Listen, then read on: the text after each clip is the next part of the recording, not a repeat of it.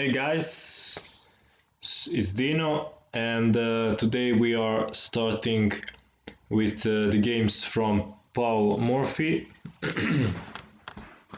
probably one of the most talented player in the history, at least according to Fisher. And these games are going to be obviously really instructive, and they're going to show you from all aspects, some principles that are really important in all aspects of game. In the opening, some principles, middle game and end game. So these first games, obviously we're going to start with the opening rules, and the first rule is open with center pawn. So this game is going to, I guess, illustrate why it is important to open with a center pawn. And without further ado, let's start. So e4, as we have seen in some previous games, opens up these pieces and controls the center. And this was a blindfold game, and actually black player was trying to mock or make fun of Paul Morphy, because I guess he didn't believe that the player can really play a quality game blindfolded, but I guess he was punished by Morphy because of this try. So how black tried to make fun of Morphy by playing h6. Morphy, okay, from now I'm gonna give you 3 seconds to pause the video and think about every move. So 1, 2, 3. So Morphy continued with obviously if you can put these 2 pawns in the center, it's really good because you opened all your pieces for development, and also you're controlling a lot of squares in the center. So black player continues with some silly moves, and Morphy played 1, 2, 3. So bishop d3, just developing a bishop, and he intends to play f4 and take up even more space, and that's why he didn't develop a knight here. He wants to develop the knight here, and he cannot develop a knight here first because this bishop is gonna be blocked. So that's why he developed the bishop here. And now black player played b6, I guess trying to open this bishop. So what white player played, 1, 2, 3. He played knight to e2 as he planned to do so. So now bishop a6, trying to exchange this bishop. And what do we do? 1, 2, 3. We played c4.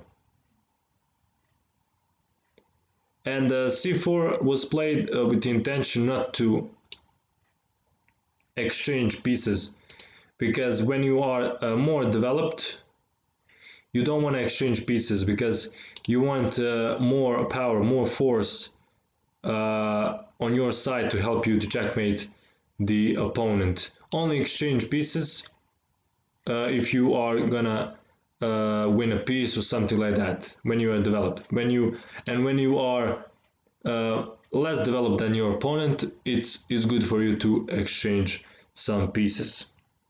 So now after c4, black player played knight f6, and now 1, 2, 3, we play e5.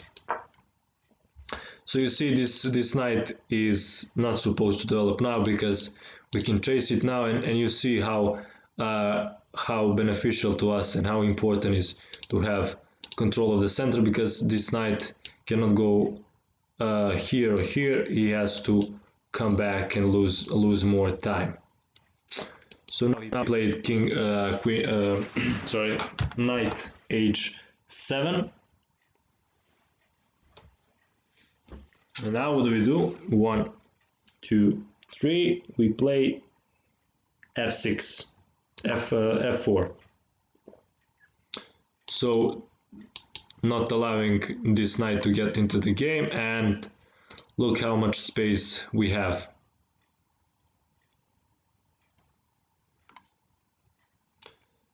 Now, I guess I forgot one move here, and I'm gonna play it now.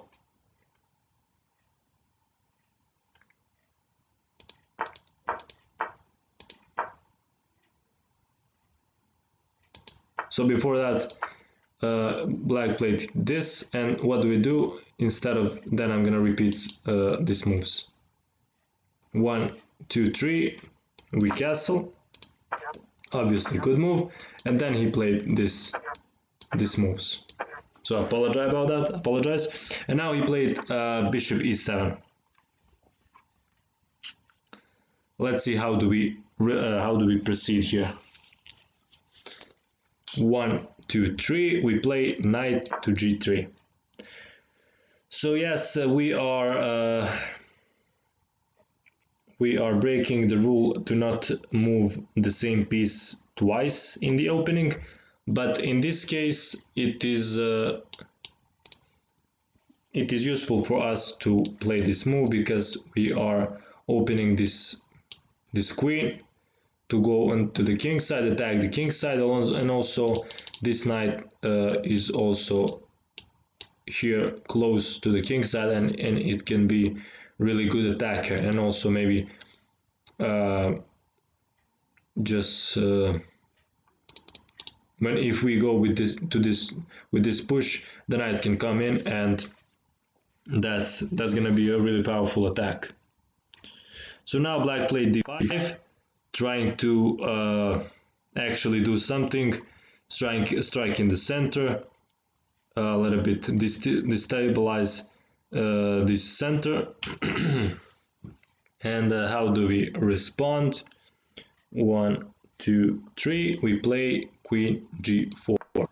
So this is nice move because it shows that you don't have always to respond to the threat. Yes, black was threatening to take here, but we should think about if we can ignore the threat. So in this case we can, because we are threatening to take here. If black takes here, we can play bishop e4 and attack this, and he has to do something like this, and we're gonna win the material. So always think about those kind of things. Can I ignore the threat and actually maybe counter attack?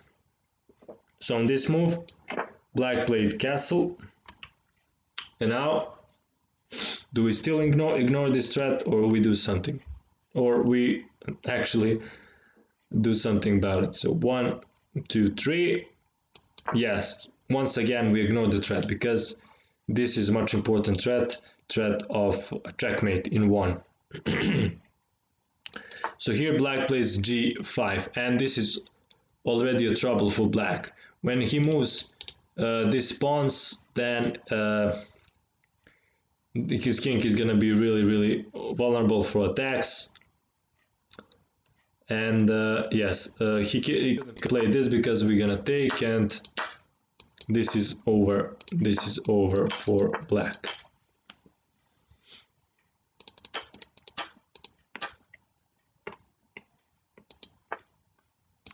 So he plays this move, g5, and after g5, what do? 1, 2, 3.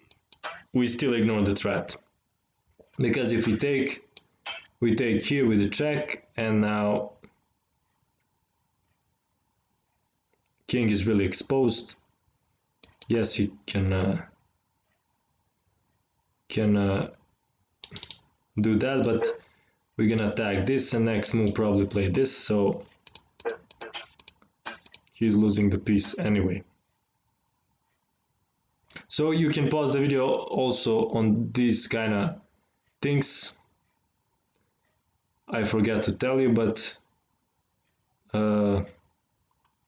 yeah, feel free to, because it is really important, as I covered in my videos how to improve in chess. So don't wait always for me to tell you to pause the video. Pause the video for the sake of your improvement. So now we take, and he takes with the pawn, because if he takes with the piece, we're gonna win the piece. He takes with the pawn, and now what do?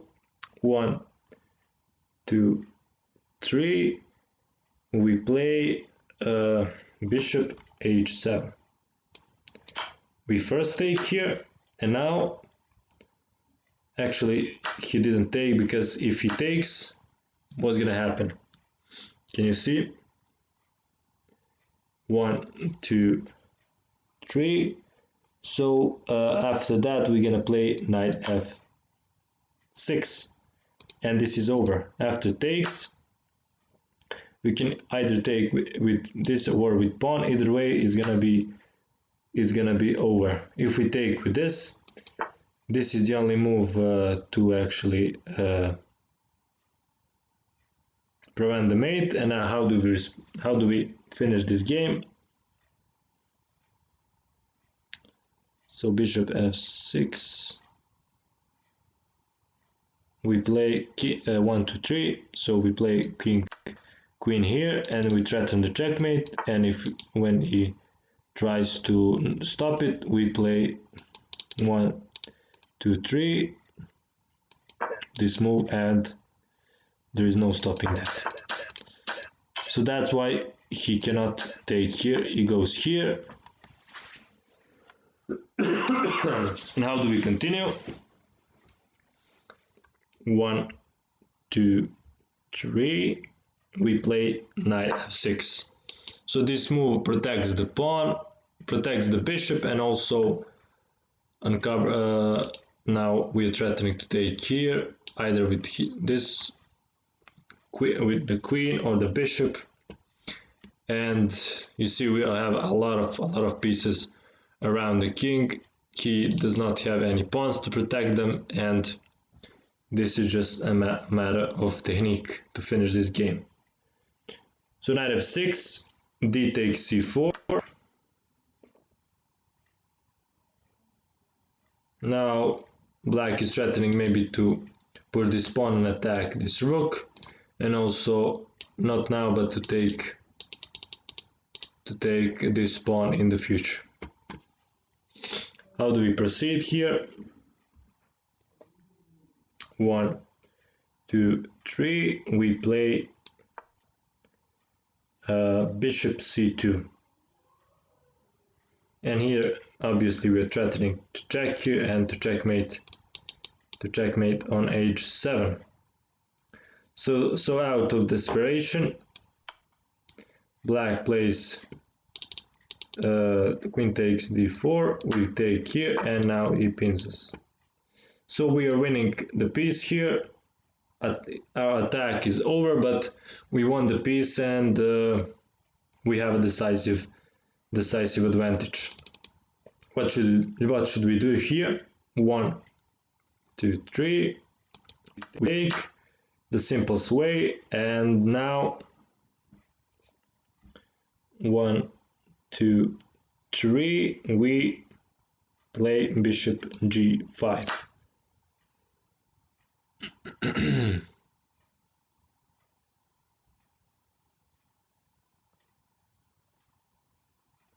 So after bishop g5, knight c6, and now, so I was worried maybe this is a threat, because he's threatening here and here, but after this move it's over. So the same goes with this move, and now what do we do? 1, 2, 3. So the same idea, threatening here and checkmate on h7. That's why black tries this, king g7.